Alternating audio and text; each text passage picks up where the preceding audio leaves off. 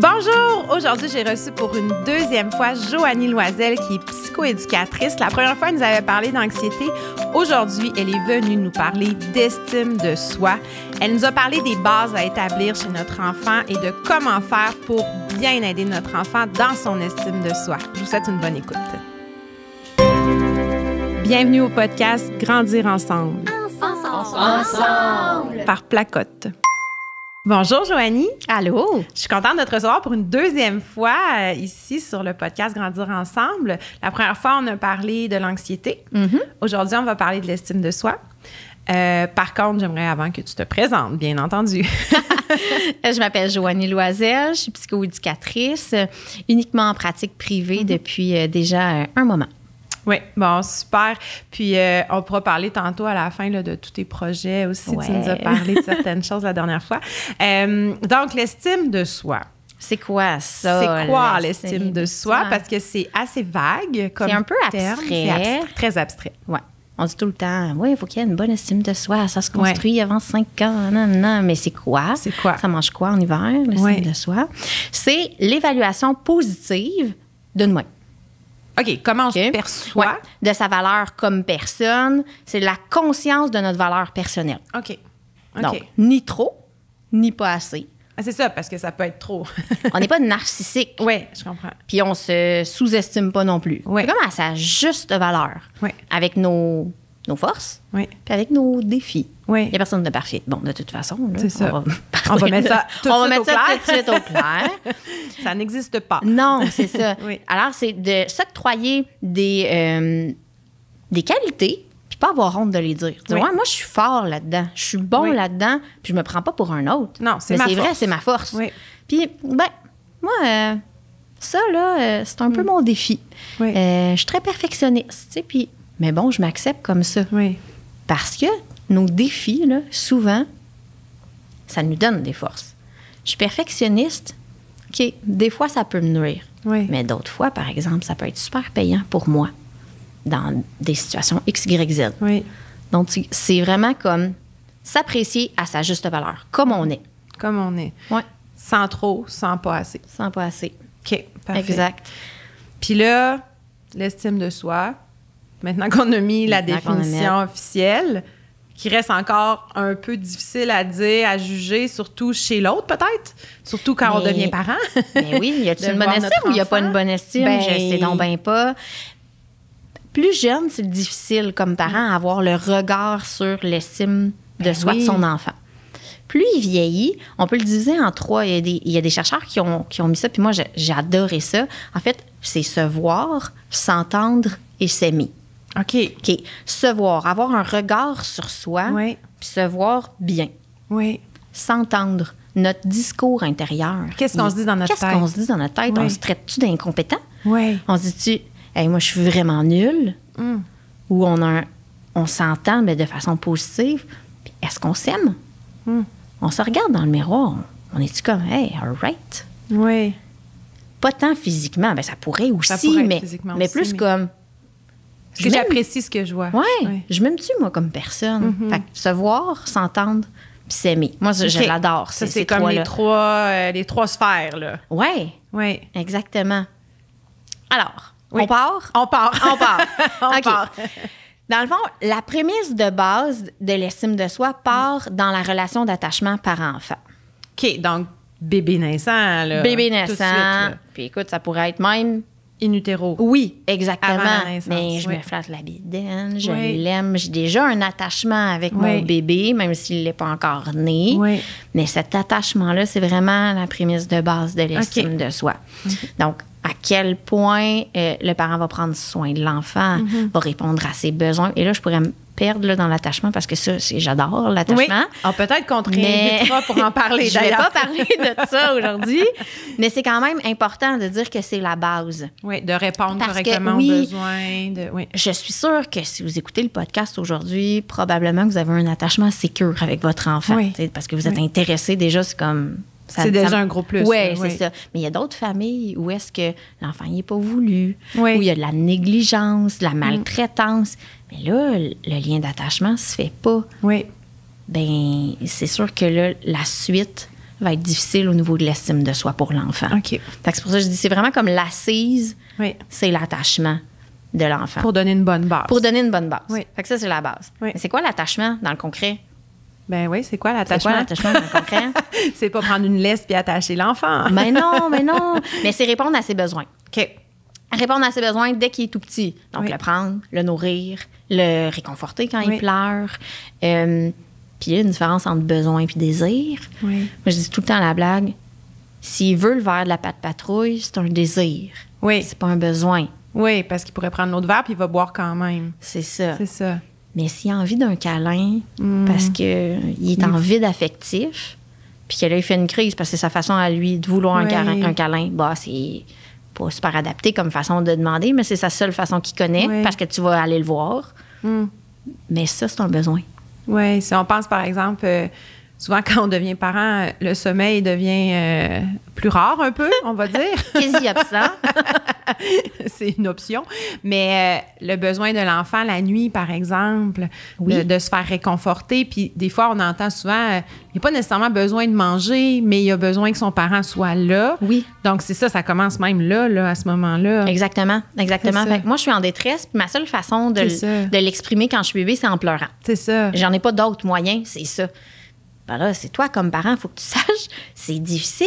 Oui. Y a-tu faim? Faut-tu changer sa couche? Ah oui, puis au début, on est un peu désemparés. Y a-tu mal au ventre? On dirait les possibilités sont quasi infinies. Oui. Puis là, des fois, on sait même plus pourquoi il pleure. Ben, il pleure. Continue à le prendre. Oui. Continue à le prendre. Ben, tant que tu es disponible, là, avant qu'il arrive, on va pas le brasser. Là. Non, c'est ça. Avant qu'il arrive, t'es mieux de le déposer. Ça, c'est sûr. Oui. Mais tant qu'on est apte à prendre soin de Mais tant qu'on est l'enfant, apte puis qu'il pleure, ben mets-le dans le porte-bébé, prends-le, parce que c'est sûr que la proximité physique, c'est ça. Oui. La base de l'attachement, du pot à pot. Oui, dès l'hôpital, dès le début, l'hôpital ou la maison de naissance ou peu importe. C'est génial pour l'attachement. Et avec maman et avec papa. Oui, avec papa aussi. C'est ça, vraiment chouette. Oui, des petits dodos sur le divan, là, pas de chandail, puis en petite couche, là. Ça favorise le lien d'attachement pour les deux. Oui. Et pour le papa qui ne l'a pas porté pendant 9 mois, ou la conjointe, là, tu sais. Oui, ou pour l'autre parent. Oui, l'autre parent. Mais en fait, c'est qu'il n'y a pas la même attachement que la personne qui l'a porté. Oui. Donc, faire du pot à pot, ça le développe. Oui. Fait que ça, c'est vraiment, vraiment bien. Parce que c'est la base de la sécurité, l'attachement. Oui. Puis ça, c'est la première dimension de l'estime de soi. La sécurité. La sécurité, le sentiment de sécurité et de confiance. OK, donc de sentir que tout va bien, il n'y a pas de danger. Il n'y a pas de danger. Ça, se divise en deux. OK. Tu as la sécurité physique, oui. Tu as la sécurité affective. OK, ce qui est différent. Qui est un peu différent, mais c'est dans la même catégorie. OK. Sécurité physique. Mon parent, il va être là. Je me pète la margoulette. Oui, je tombe sur l'asphalte. Oui, il va-tu accourir pour venir me réconforter ou je suis laissée à moi-même? Savoir que son parent est là quand il a besoin physiquement d'un soutien. Ben, ça, là, il va être en sécurité. Oui. Inversement, si ça ne l'est pas, il va être insécurisé. L'estime de soi ne pourra pas se développer parce qu'il va avoir un frein. Oui. Donc, ce besoin physique-là, c'est aussi besoin de manger. C'est aussi besoin d'être guéri s'il arrive quelque chose. On parle beaucoup des besoins de base, tu sais, comme aller chez le médecin quand on est malade, s'occuper de moi si je me fais mal, je vomis la nuit, je fais de la fièvre, mon parent continue-tu à dormir ou vient s'occuper de moi? Oui, il vient m'aider. Ça, c'est vraiment comme la base, mais en fait, c'est comme ça découle du lien d'attachement, on répond aux besoins, boum, l'enfant se sent en sécurité puis en confiance dans sa relation. Oui, exact. Puis une des analogies, c'est des collègues belges qui le disaient, c'est demain matin, vous allez au travail, en voiture. Il n'y a pas de cas de la sécurité routière ce matin-là. Il n'y a pas de limite de vitesse. Tout le monde fait ce qu'il veut. Tout le monde fait ce qu'il veut. Oui, on se sent pas bien. On se sent-tu sécure? On se sent pas bien. On se sent pas sécure. Non. Donc, il y a des limites. Oui. Ben, ton enfant, il a besoin de limites. Il a besoin de consignes claires. C'est ça veut pas dire de oui à tout. Non. Il y a besoin d'un encadrement quand même. Mais oui. Mais d'un encadrement On a parlé de parentalité positive dans un précédent podcast avec Solène Bourque. Puis c'est pas de dire oui à tout, c'est vraiment d'encadrer ces besoins-là, puis de lui montrer qu'il y a des limites, qu'il peut pas avoir un dessert avant le déjeuner, par exemple. Il pourrait, mais c'est ça. Il peut pas manger toute la boîte de biscuits parce que même si tu as beaucoup faim, c'est pas ça que je veux pour toi. Fait qu'il y a des limites, on cadre. On cadre. Oui. J'aime souvent dire, moi, vous êtes comme le carré de sable. Vous êtes le contour. Oui. Plus il est solide, il est quasi hermétique, il n'y a pas de petits grains de sable qui vont sortir de là. Mais dans le carré de sable, par exemple, laisse ton enfant s'amuser puis avoir full liberté. C'est ça. Mais toi, t'es le carré de sable. Puis il faut que le carré de sable soit constant aussi. Donc, ces limites-là doivent être constantes. Cohérent, clair par rapport au développement de ton enfant. Oui. Quand tu as plusieurs enfants, mettons, mais qui ont une grande différence d'âge, je sais pas, là, je dis n'importe quoi, mettons 2 ans, 6 ans, 13 ans. Oui. C'est différent. Tes règles, ton carré de sable ne sera pas pareil pour les 3 parce que ça ne répondra pas à leurs besoins développementaux. Oui. Donc, c'est de s'adapter comme parent. Mais, tu sais, ça fait partie aussi de la sécurité. Oui. Ton enfant, il va se sentir sécurisé. Ça, c'est plus sécurité émotive. Non? Ben, comment tu avais dit tantôt, il y en a 2 physiques. Il y en a 2 physiques et émotives. Émotive. Fait que ça, là, on rentre plus dans la sécurité émotive. Plus dans la sécurité émotive. Oui. Quoique ça pourrait être aussi dans la sécurité physique. Oui, absolument. Il y a des règles qu'on met. Parce qu'on ne traverse pas la rue sans donner la main. Oui. Dans un stationnement, tu as 2 choix. Dans mes bras ou tu me tiens la main. On a des limites claires. C'est ça. Ben ça, c'est peut-être la sécurité physique parce qu'on ne va pas se faire frapper. Non, absolument. Mais sur d'autres choses, ben c'est plus la sécurité affective. Ben, à la maison, notre limite, notre cadre, c'est qu'on est respectueux en parole et en geste avec les membres de notre famille. Fait qu'on ne tape pas, on n'insulte pas. Ben ça, c'est la sécurité affective. Je sais que chez nous, je suis respectée. Oui. Je me sens sécure. Oui. Okay. Donc là, ça donne place à l'estime de soi. Parce que si ça ne l'est pas, si à la maison, on peut m'insulter comme on veut, on peut me frapper, je me sens sécure. Oui. Non. C'est ça. Je me sens pas bien. Je me sens pas bien. Je me valorise pas non plus. Ben non.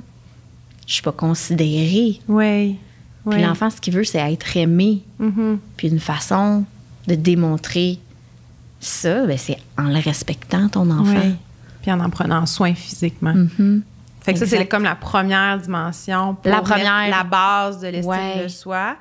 Exact. Puis on voit bien comment on peut le faire à la maison, dans le sens qu'un enfant qui se blesse, on l'accompagne, on met nos limites positivement, constant et tout, mais dans la barrière des limites, il y a du plaisir, il y a du... Oui, c'est exactement. ça, de la liberté. C'est pour ça que j'aime beaucoup utiliser l'analogie du carré de sable, parce qu'il peut jouer dedans, lui, après. C'est ça. Mais il reste plein de sable, parce que si dans ton encadrement, dans ton carré de sable, il y a un gros trou, parce que tu n'es pas constant, tout le sable va s'en aller, puis là, il ne pourra plus avoir de la liberté dedans. Ben, il va sortir, il va s'en aller dans la forêt, là, il va s'en aller du carré de sable. Ce qu'on veut, c'est qu'il reste là, mais qu'il s'amuse dedans. C'est ça. J'ai un exemple, par exemple...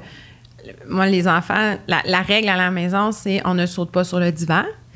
Puis, mais on peut sauter par terre. Donc là, tu sais, j'ai des petites grenouilles par terre. Mais s'il y en a un qui embarque sur le divan, c'est parce que j'ai peur que tu te blesses. Fait que c'est exactement ces limites-là. Là, c'est très imagé parce que c'est très concret, mais c'est exactement ce genre de limites-là qu'on met partout, finalement. Oui, exactement. Tu sais, pour la sécurité psychologique, ce que tu peux faire, c'est jouer aussi avec ton enfant. Avec ton enfant. Oui, jouer avec lui. Amuse-toi. Oui. Tiens tes promesses. Oui. Tu as dit, après l'école, là, on va aller manger un petit cornet de crème glacée. Vas-y. Vas-y. Si t'es pas sûr, t'es mieux de rien dire. Ouais, ça, c'est souvent une erreur qu'on fait comme parents. Parce que là, il se sentira pas sécurisé. Des fois, elle me dit des affaires, puis elle le fait pas. Ouais. Là, je fais-tu confiance? Parce que c'est sentiment de sécurité et de confiance. Ouais. Faut que j'ai confiance en toi. Oui. Ça, c'est souvent, on tombe là-dedans. Dans notre vie d'adulte, ça va vite, hein? Fait que des fois, on parle trop rapidement, puis on se dit « Ah, j'aurais pas dû dire ça, parce que là, je sais qu'en revenant de travailler, ça me tentera pas, puis c'est pas une bonne idée. » Puis, fait que, effectivement, ça, faut l'avoir en tête. Je pense que c'est toujours quelque chose qu'on pense, auquel on pense. C'est ça. Oui. Puis de comprendre ce que ça peut faire à ton enfant. Puis, tu sais, c'est sûr que toi, comme parent, c'est pas mal intentionné. Ben non, jamais. C'est sûr que non. Mais dire, ouais, ton enfant, il est en train de se dire, je peux-tu y faire confiance à ma mère ou à mon père? Je sais plus. Puis on se dit, ben voyons, C'est pas une petite affaire de même qui va... Mais c'est l'accumulation. Mais oui, ça se peut. Oui, ça se peut. Puis l'autre affaire pour la sécurité psychologique, c'est tout ce qui est facteur stressant. Faut diminuer ça.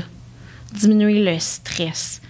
Par exemple... Ralentir. Voilà. Moi, je suis bien forte là-dedans. Ralentir. Ralentir, hein? Pas être toujours à la course. Non. D'une part, l'enfant n'a pas conscience du temps dans la vie. C'est ça. Puisqu'il lui, il veut s'amuser. C'est ça qu'il veut. Puis des fois, là, je vais le mimer. Mais là, vous ne verrez pas. Mais bon. Le parent, il met ses mains par en haut. Oui. Ça, c'est ses attentes. Oui. Puis l'enfant, lui, il est plus petit. Fait qu'il est par en bas. Ça, c'est ses capacités. Il y a un gap. Il y a un gap entre les deux.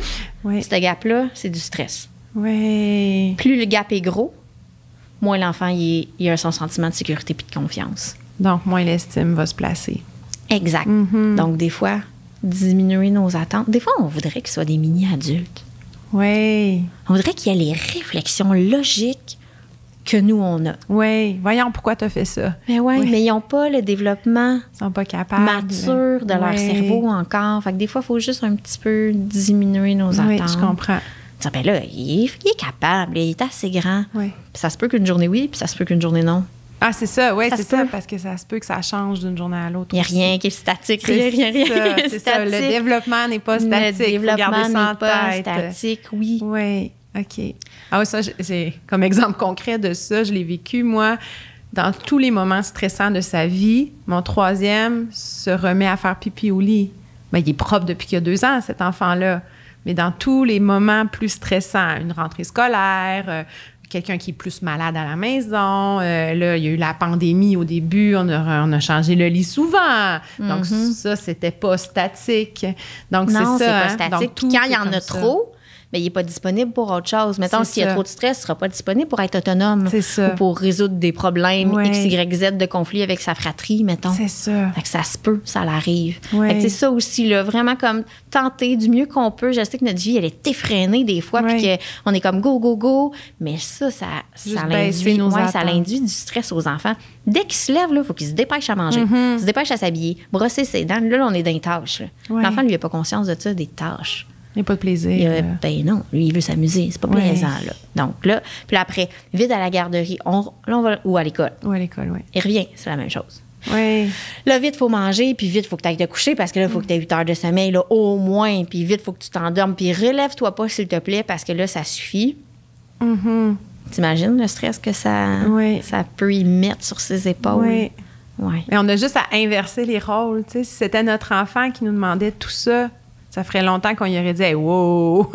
Moi, j'embarque pas dans ton affaire. » S'il te plaît. Ben oui, effectivement. C'est comme si ton patron te disait à tous les jours, dès que tu arrives le pied au bureau, allez, OK, dépêche-toi, là, vite, tu as une rencontre. Là. OK, puis là, vite, mange, là, parce que là, après, là, tu sais que tu as ça. Tu fais comme « Je ne peux pas. Hein. » Oui, inversons juste les rôles 2 minutes, puis on comprend rapidement pourquoi ça fonctionne pas. Effectivement. Ça, c'est intéressant de le voir sous cet angle-là, là, de switcher les pensées, là, vraiment. Oui, vraiment. Fait que là, dans le fond, ça, là, on a fait pas mal le tour de la première dimension. Qui est le sentiment de sécurité puis de confiance. Le deuxième, le sentiment d'appartenance. Appartenir à une gang, faire partie du groupe. Faire partie du groupe tel que je suis. Oui, être on accepté. Me demande pas d'être quelqu'un d'autre. Je suis moi-même. Oui. C'est quoi une gang? Ma famille, c'est une gang. Oui. Mes amis, c'est une gang. Mon équipe de sport. Mon équipe de sport, c'est une gang. Oui. Ma classe, c'est une gang. Si l'enseignant ne met pas trop de compétition dans sa classe, là, c'est une gang. Oui. En fait, c'est de faire quelque chose en groupe vers un but commun.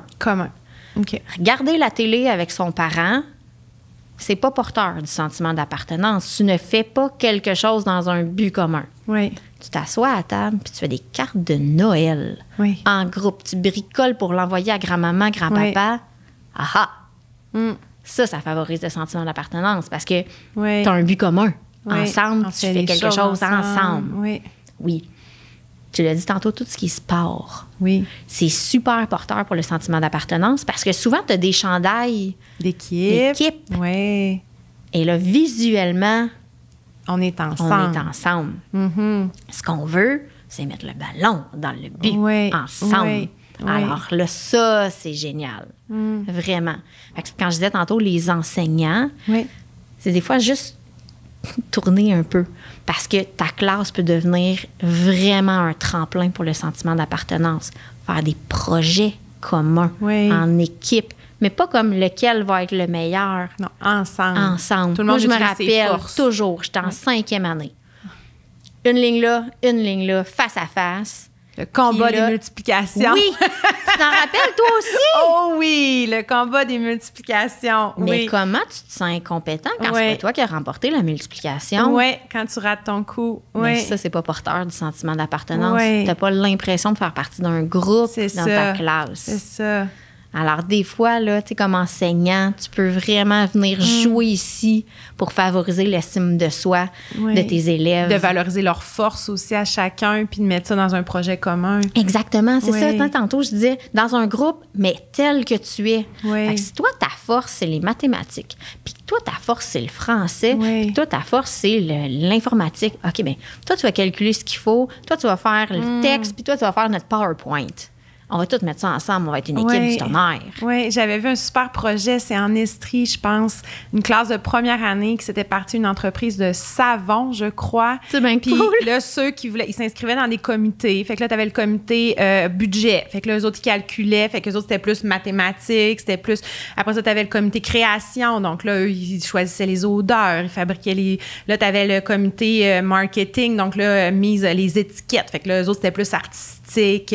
Fait que chaque élève pouvait choisir son comité. C'est donc bien chouette. Ils ont ramassé, je sais pas combien, ils ont beaucoup ramassé de sous pour avoir un nouveau module de jeu ou quelque chose comme ça, mais ça a été toute l'année, ce projet-là. Wow. Puis j'ai trouvé ça beau parce que les enfants, ils expliquaient, là, ben moi, c'est parce que j'étais vraiment bon en mathématiques, puis j'aimais ça, les mathématiques. Puis là, j'aime vraiment beaucoup ça parce que là, il y avait le comité aussi écriture, là, tu sais, faire les étiquettes, mais écrire ce que c'était, puis tout ça. Fait que, tu sais, c'était un projet exactement ce que tu nommes là, que tout le monde était valorisé, mais que tout le monde allait vers la même direction. Là. J'avais tellement trouvé ça beau. Là. C'est tellement chouette. Oui, vraiment. Donc, pour l'enfant, bien, il y a plusieurs sphères. Il peut avoir à l'école, à la garderie, il peut avoir à la maison avec ses amis. Les amis, go! On les invite. Oui. Oui, ils en ont besoin, les enfants, pour leur sentiment d'appartenance, d'avoir des amis. C'est important. Encore plus à l'adolescence. Oui. Le social prend une place importante, puis c'est là qu'ils vont s'émanciper de leur famille, puis vont faire comme, ah ouais, les valeurs que tu m'as transmises, ben, je les garde ou je les réfute. Oui. C'est avec ses amis qu'il va les tester. Il va dire, ah ouais, finalement, on m'a appris le respect, hein, puis ben, moi aussi, je le fais. Donc, je m'excuse, mais on les invite, les amis. Oui. Puis on les envoie aussi chez les amis. C'est important. Oui. C'est important. Puis dans nos vies effrénées, je me répète, mais il faut prendre le temps de faire des choses avec nos enfants. Oui. Ensemble. Juste de cuisiner un repas ensemble, parce que là, les gens vont manger ce qu'on a cuisiné, donc c'est un but commun. C'est un but commun. C'est ça. Mettre la table, c'est pas obligé d'être des grosses affaires. Oui, c'est là. Ça peut être du quotidien. Oui, ça peut être des trucs du quotidien. Puis plus ils sont jeunes, plus ils aiment ça d'habitude. Oui, c'est ça. À un moment plus donné, ils vieillissent, ça leur tente moins. Là. Vidons le lave-vaisselle. Pourtant, c'est commun. C'est commun, mais j'aime pas ça. Non, c'est ça. Mais oui, mais c'est ça. Ça n'a pas besoin d'être compliqué dans notre quotidien. Là. Non, exact. Puis un truc qui fait vraiment plaisir, puis c'est super quétaine. Ben, moi, des fois, je trouve ça quétaine, mais bon, je le fais. Ah, moi, je fais à beaucoup Noël, de choses quétaines. À Noël, systématiquement, on a un pyjama tous pareil. Ah, ben oui, nous autres aussi. Tous on est quétaine avec toi. Oh, génial. Puis moi, cette année, ben là, ma plus vieille, a 16 ans. Là, je me disais, là, peut-être qu'elle va dire, man, t'exagères avec ton pyjama, là, pareil comme tout le monde. Ben non, toi. Elle était contente, elle aussi. Oui. Sentiment d'appartenance. Oui. Je fais partie encore de la famille, même si j'ai 16 ans. Oui. C'est cool. Oui. Oui. Fait que c'est des petites affaires comme ça. Oui, ça n'a pas besoin d'être compliqué. Non. Faire le sapin de Noël ensemble. Oui. Des choses comme ça, c'est ça. Préparer une sortie, je sais pas moi, à vélo. Ben là, toi, va remplir les gourdes. Moi, je m'occupe de la collation. Toi, va vérifier que les casques sont sortis. Des choses comme ça. Ben oui, vraiment. Puis, tu sais, les vacances estivales, là, tu sais, on peut les impliquer. OK, on s'en va, je sais pas, mais je dis n'importe quoi, on s'en va en Gaspésie. Oui. On va par où? On passe par où? Oui. Y a-t-il quelque chose que vous aimeriez faire? Connaissez-vous ça? Hey, viens, on va aller regarder ensemble sur Internet les activités qu'il y a possibles. Oui. J'aimerais ça que tu en choisisses une. Oui. On les implique dans à peu près tout. On ne dit pas de l'organiser. On ne va pas dans sa chambre dire « Va faire tes recherches, reviens-moi avec ce que tu veux ». Mais c'est dire « Hey, ça te tente-tu qu'on regarde ça ensemble? » Puis encore encadrant dans notre carré de sable, là, parce qu'on ne leur laisse pas tout choisir encore. Ben non, c'est ça. C'est ça. Oui. Ça, c'est la deuxième dimension qui est le sentiment d'appartenance. Oui. Le troisième, le sentiment de compétence. Se sentir compétent. Se sentir compétent. Et c'est souvent celui-là qu'on pense qui est l'estime de soi. Ben oui, effectivement. Se sentir compétent. Ben oui. Mais c'est pas juste ça. Mais c'est entre autres ça. Oui, ça fait partie. Alors, oui, se sentir bon. Oui. Le hic, c'est que souvent, l'enfant va se sentir bon au résultat. Absolument.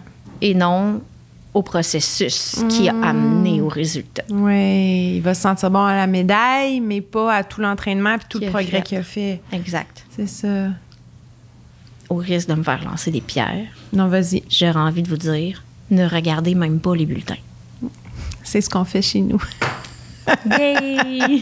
C'est ce qu'on fait à la maison. Là, c'est sûr que plus ils vieillissent, plus ils ont conscience qu'il y a des notes parce que les copains en parlent, les profs disent, bon là, c'est votre bulletin, n'oubliez pas de dire à papa, maman de regarder parce que là, c'est rendu en ligne. Mais là, cette année, c'était la première fois qu'on regardait les résultats avec les plus vieux. Mais nous, on faisait toujours un repas au restaurant à la fin de l'étape pour célébrer le travail de l'étape. Fait, exactement. Ah, on faisait bien! Oui, vraiment. Parce qu'on se questionne aussi comme parents quand on fait ces choix-là, parce qu'on regarde autour un peu, il y en a qui le disent, il y en a qui... Bien, c'est pour ça que je dis je vais me faire lancer des pierres, parce que c'est pas, on dirait que c'est pas dans notre fonctionnement social. Bien, c'est ce qu'on a appris aussi. C'est ce qu'on a appris, puis de se comparer à la moyenne. Absolument. Puis, en fait, on s'en fout de la moyenne. Toi par rapport à toi. Oui. Puis ça se peut qu'à l'étape 2, toi par rapport à toi, t'es moins. Ben oui, c'est pas les mêmes compétences qu'on a travaillées à l'étape 2 qu'à l'étape 1. Ça se peut aussi. Oui. Oui. Oui. Donc, tu sais, ça, moi, là, j'ai vraiment les résultats, on s'en fout. Oui. T'as eu 95, mais t'as pas étudié. Tu sais quoi? Je te trouve pas tant compétent. Oui. T'as bossé, ça n'a pas de bon sens. Ma fille a fait ça. Super examen. Je me rappelle plus si c'est en histoire ou en sciences. On a étudié ensemble pendant comme 1 heure le soir. Elle est arrivée comme quelques jours plus tard. Elle a dit, maman, j'ai eu 60.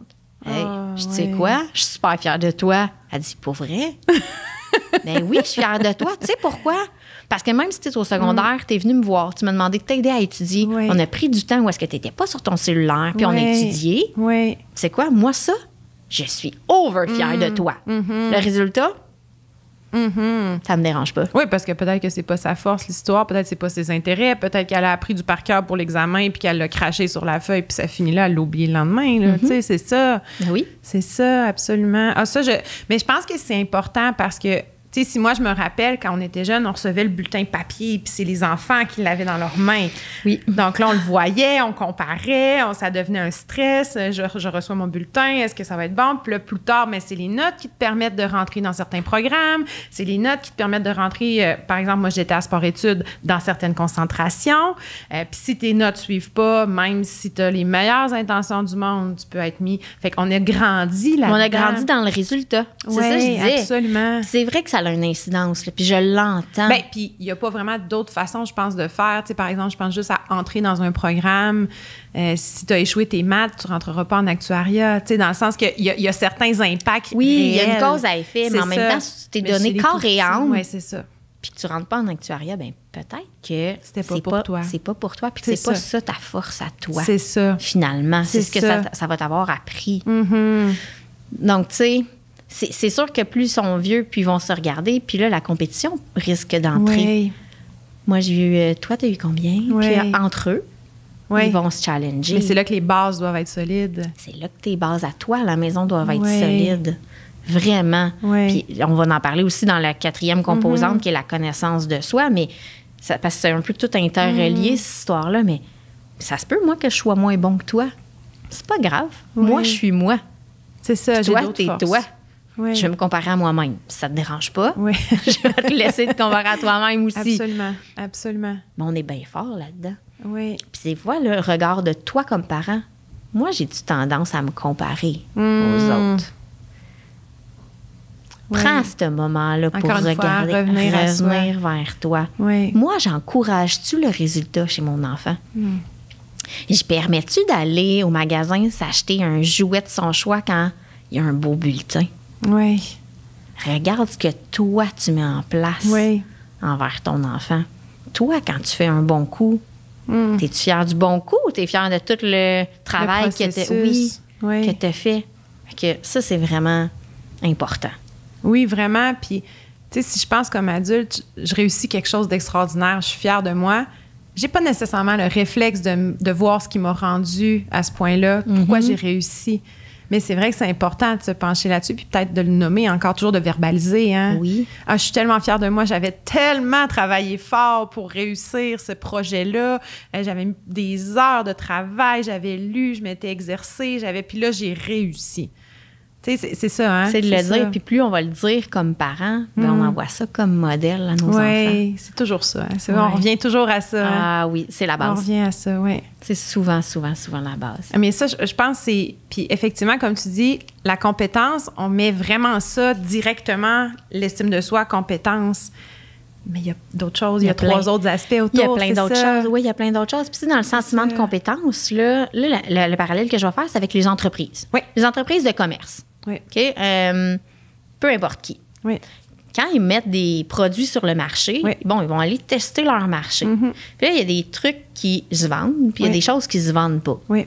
Bien, l'année qui va suivre, ils vont mettre plus d'énergie vers quoi? Ce qui se vend ou ce qui se vend pas? Oui, ce qui se vend. Fais la même chose avec ton enfant.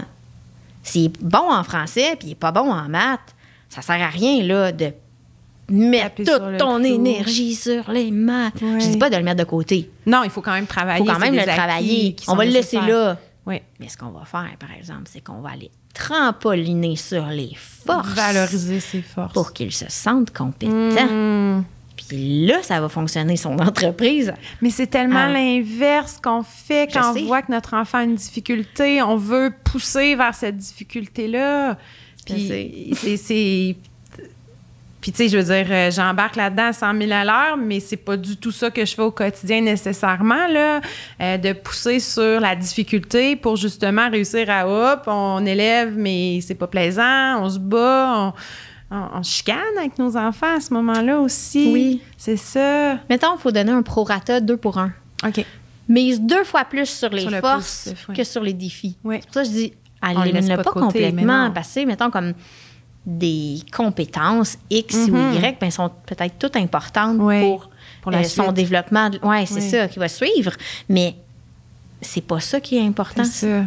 Tu sais, s'il n'est pas super bon en maths, on l'a dit tantôt, il ne deviendra peut-être pas actuaire. Oui. Mais c'est pas grave, il va être capable de faire son budget. C'est ça. C'est ce qu'on veut. C'est ça. Il va être capable de fonctionner dans sa vie adulte. Mais s'il est super bon en français, ça se peut qu'il devienne écrivain ou éditeur. Ou, je ne sais pas, mais c'est là-dessus qu'on va aller trampoliner. On va aller développer les compétences qu'il y a déjà puis l'intérêt qu'il y a déjà. C'est quelque chose qu'il aime. Ah, j'aime vraiment ça.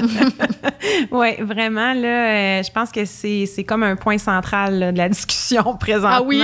Vraiment, ben tu sais, j'ai l'impression qu'on va en parler peut-être un peu plus tard, mais tu sais, les erreurs qu'on fait comme parents en pensant bien faire, en disant, ben tu sais, il y a des difficultés, c'est clair que je vais aller taper le clou là-dessus, on veut qu'il soit meilleur là-dedans, donc je vais taper là-dessus, mais c'est ça, c'est pas nécessairement... Mais non, ben nous aussi, là, comme adultes, comme personne... On essaie de pallier à nos... On n'est pas bon dans tout, là. Mais non, absolument pas. C'est sûr que non. Et moi, perso, j'arrive... Puis là, aujourd'hui, je suis pas arrivée en retard. Je suis arrivée d'avance. Moi, dans la vie, je suis presque systématiquement tout le temps en retard. En retard. Tout le temps. Même si je voulais, là, ça me crée tellement de stress, là, comme d'être à l'heure. Mais je le fais des fois. Ben là, aujourd'hui, c'était comme aujourd'hui, j'étais à l'heure. Mais... que maintenant, je l'accepte. Ouais. Ça fait partie de qui je suis, puis j'ai une bonne estime de moi, même si je suis en retard. Ouais, ça ne change rien. Mais j'ai déjà essayé de travailler là-dessus vraiment beaucoup. Puis ça m'a rendue malheureuse. Parce que le stress que ça m'induit quand je veux être à l'heure, ça me bouleverse comme pendant un moment. Pas j'ai abandonné ça. Là. Je vais être trampolinée sur d'autres forces. J'ai né plein d'autres. Ben oui, c'est sûr. Fait que je vais aller là-dessus. Oui. OK. C'est super. Moi, je trouve que c'est central, là, ce qu'on vient de dire. Génial. Fait que ça, c'est le sentiment de compétence. Et le dernier, c'est la connaissance de soi. OK. Je me connais. Je suis qui, moi? Mon unicité. Oui. Je suis unique dans un monde d'humains. Oui. Je suis qui? C'est quoi mes goûts? J'aime quoi? Oui. Qu'est-ce que j'aime pas? C'est quoi ma couleur préférée? Mon repas préféré? Puis ça non plus, c'est pas statique. Ça peut changer. Ça change. Parlons-en. Hein? Ça peut changer. Oui. T'aimais ça hier. Mais puis maintenant, ça l'arrive. Oui. Mais j'en ai, moi, des adultes qui viennent me voir et font comme, je sais plus qu'est-ce que j'aime. Oui. Ben, tu t'es égaré au cours du temps, là. Absolument. Connaissance de soi, tu te connais plus. T'as tellement comme vogué, fait ce qu'il fallait. Métro, boulot, dodo, parents, enfants, nanana. Je suis qui, moi? Oui. Se retrouver, oui. Fait que ça, c'est important. Premier regard sur l'adulte. Toujours. Là, je vais le retenir. Là, je vais faire une grosse introspection quand ça je vais revenir. Ça va être... Mon chum va me trouver bizarre, là. Mais après, c'est vers son enfant. Oui. Ton enfant n'est pas toi. Encore une fois, t'aimerais bien ça, là, qu'il soit c'est toi. C'est pas un mini-toi. Mais c'est pas un mini-toi. Ça, des fois, ça heurte. Oui. Toi, t'es une personne, exemple, hyper empathique. Toi, t'as besoin, tu te mets à la place des autres, c'est facile. Ton enfant, pas pantoute. Oui. Mais c'est ça. Mais ça dans son unicité, là, il est comme ça, lui. Le respecter comme il est. Qui il est, comme il est. Absolument. C'est ça, la connaissance de soi. Mais ton coco, là, peut-être qu'il se connaît pas encore. Il a besoin de toi pour se connaître. Oui. Il ne sait pas, lui, c'est quoi qu'il aime le plus encore. Peut-être que oui, peut-être que non. Il a besoin de toi, que tu le respectes, puis que tu le compares pas à sa fratrie. Oui. Hey, ton frère, lui, je te dis qu'il est bon au hockey, toi. Ouais, moi, j'aime ça, les arts plastiques. Oui. J'ai-tu le droit, moi, d'aimer? Je me sens coupable d'aimer les arts plastiques. Je devrais aimer le hockey parce que mon père il aimerait bien ça, que j'aime le hockey. J'aime le hockey. Mais là, il ne se donne pas le droit de se connaître. Oui. Il se conforme pour plaire. Il y a une grosse différence. Oui, oui. Vraiment. Puis je pense qu'en 2021, là, tu sais, avec tout ce qui se passe dans le monde, toutes les vagues de dénonciation, d'acceptation de soi, de tout ça, je pense que c'est encore plus important que nos enfants ils soient là-dedans, dans le « je suis qui, je me reconnais comment », là, parce que ça peut créer des drames plus tard. Là. Ben oui. C'est si triste, un enfant qui, par exemple, va faire des études dans un domaine, puis que 2-3 ans après va faire « mais non, mais c'était pas ça, moi. Moi, je voulais être artiste, ou moi, je voulais être, je sais pas, moi, scientifique, ou moi, je voulais pas faire ça. » Mais mon père voulait absolument que je sois dentiste. Oui. Fait que ça, c'est tout petit. Oui. Juste faire nommer ta couleur préférée. Puis... j'ai juste un exemple qui me vient en tête. Moi, mon garçon, il avait mis une robe une journée pour aller à l'école. C'était la journée chic. OK. Tu sais, puis... bon, moi, à la maison, tu sais, habille-toi comme tu veux, j'ai aucun problème avec ça, mais j'avais quand même une crainte parce qu'il sortait de la maison, tu sais, il allait à l'école, il avait... Mais j'ai dit, qu'est-ce que tu vas dire aux amis si jamais il y a quelqu'un qui te dit, tu sais, une robe, voyons, c'est pour les filles? Il m'a répondu du tac au tac. Il a dit... ben moi, j'aime ça, les robes. Wow! J'ai fait, OK! Wow! Tu sais, OK, t'aimes les robes, parfait, réponds ça, c'est bon, go! Ben oui! Go! Mais tu sais, c'est pas évident de faire ça. Nous autres, comme adultes, là... Ben, c'est parce que là, on est dans l'anxiété. On anticipe ce qui pourrait arriver. Oui, c'est ça. Puis on voudrait donc ben pas qu'il soit blessé. On veut pas qu'il se fasse écœurer, on veut pas que, tu sais, c'est ça. Puis, mais non, c'est difficile. Mais tu sais, même nous, comme adultes, de se dire... Hey, moi, j'aimerais mieux, là, ce soir, là, rester tranquille chez nous. Mais là, regarde, mon conjoint, il a vraiment le goût de sortir. Puis nos amis aussi, mais go, je vais y aller, là, tu sais, je vais... Mais on pile sur ce qu'on aurait aimé, finalement, puis on le fait souvent. On le fait souvent. On le fait très souvent. Ouais. Toi, qu'est-ce qui te fait du bien? Ouais. Toi, qu'est-ce que t'aimes? Ouais. Nourris-toi. Oui. Oui. J'avais aussi une fois en consultation un petit garçon, lui, qui voulait une brosse à dents Dora l'exploratrice rose. C'est ça qu'il voulait. Oui. Puis c'est ça le conflit, là. Le père, il voulait pas. Puis le petit en a parlé pendant plusieurs semaines. Il voulait ça. Lui, c'était ça, là. Il se connaissait. C'est ça qu'il voulait. Mais le parent, il voulait pas. Pas du rose, là, franchement. Prends celle avec les camions bleus. J'espère que dans les prochaines années, on va déconstruire ça. Il y a des belles entreprises d'ici qui viennent uniformiser, goffer, écoute. Oui. Oui, parce que ça, je pense que c'est un des gros sujets présentement, là. Tu sais, les genres, les stéréotypes, on en a parlé pour l'image corporelle avec quelqu'un du groupe Équilibre. Puis, tu sais, Andréane, ce qu'elle disait, c'est ça, tu sais, c'est d'offrir la variété de choix, puis après, l'enfant va faire son choix lui-même, mais c'est de ne pas amener la petite fille, mettons, moi, j'ai un magasin en tête que je nommerai pas, mais tu as une section fille, une section garçon. Mais tu sais, si le garçon, lui, il aimerait ça en avoir un bébé, là, une poupée, là, bien, il n'y en a pas dans la section garçon. Pas le droit. Il n'y en a pas. Ils sont pas là. Il faut que tu ailles dans la section fille qui est dans des étagères roses. Mais tu sais, si la petite fille, elle n'aime pas ça, elle le rose, là, puis qu'elle, c'est bleu, sa couleur préférée, mais qu'elle aussi, elle en veut une poupée. Mais si elle veut aller dans la section bleue, il n'y a pas de poupée. Tu sais, c'est comme vraiment aberrant. Tu sais, puis là, je pars, là, mais c'est quelque chose qui vient me chercher, ça, parce que je trouve ça triste, parce que souvent, on bloque nos enfants dans ça, tu sais. Ouais. Notre réflexe, c'est comme de leur dire, ben non, là, tu vois bien, là, c'est pour les filles ou c'est pour les gars. Ou c'est pour... Puis, tu sais, juste les pantalons, j'ai magasiné en ligne pendant la pandémie, puis mon garçon, je vais voir du côté des garçons. Tu sais, les sites sont faits de gars-filles, fait que naturellement, je vais voir du côté des garçons. Il y avait une paire de pantalons qu'il y avait dans 3 couleurs. Puis là, mon gars, il dit non, mais il dit, je les trouve pas belles. Tu sais, c'était des pantalons de jogging bien normal, là. Il dit, je les trouve pas belles, les couleurs. J'ai dit, ben là, écoute, il y en a pas d'autres. Il dit, ben oui, t'es pas allé voir du côté des filles. J'ai cliqué du côté des filles, c'était le même modèle. Il y en avait 8 couleurs. Le même modèle. 8 couleurs. 3 couleurs pour les gars, 3 gris, couleurs pour les noir et bleu marine. Oui, exact. Puis les filles, là, ça allait turquoise, rose, avec des cœurs, le même modèle. Fait que c'est dur de sortir de ça comme parent, puis de laisser notre enfant choisir, puis s'exprimer. Puis, tu sais, c'est comme tantôt pour les notes, c'est un peu dans nos mentalités aussi. On a été élevés là-dedans. Comme ça. Puis, tu sais, l'inverse est plus facile dans le sens où moi, j'avais ma fille qui aimait beaucoup les camions, puis jouer dehors, puis pas de collant, pas de robe. Écoute, c'est pas confortable, ça pique cette histoire-là. Ça, on dirait que c'est plus accepté que l'inverse. Oui. Pourquoi?